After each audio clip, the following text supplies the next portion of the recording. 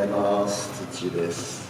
今日はですね、これからちょっと友達のところに車で行くんですが、その前にね、エンジンが温まってない時にちょっとオイルの量をしてあげたいなと思ってます。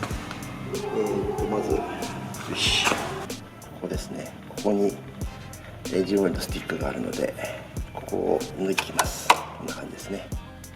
で抜いて、ちょっと待ってくださいね。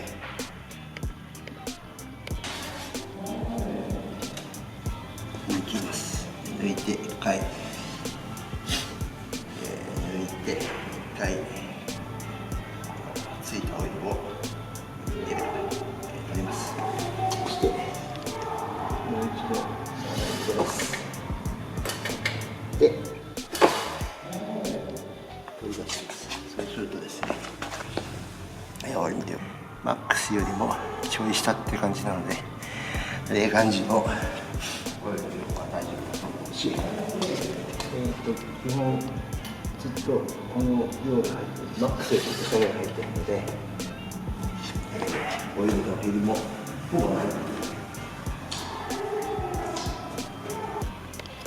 冷却水の量ですね、ほぼマックスちょっとしたぐらいなので、ピントがマックスしたぐらいなのでいいと。あとはバッテリー端子の緩みとかもないしですね。ドアを上げたところ、ここがブレーキですね。ブレーキのところも大丈夫だし、あとは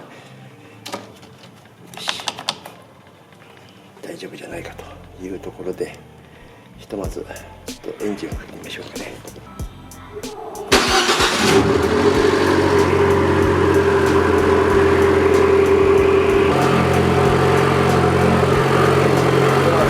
先照灯のこのヘッドライトも大丈夫なようなので大丈夫だと思います。ひとまず大丈夫ですね。ヘッドライトもつけてみましょう。ヘッドライトも大丈夫ですね。ヘッドライトも大丈夫ですね。ギアはギアも大丈夫ですね。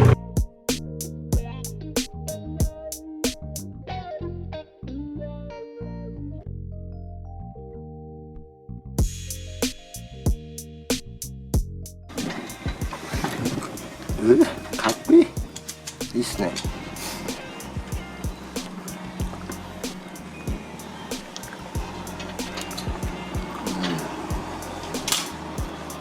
完成形ですよね、これね。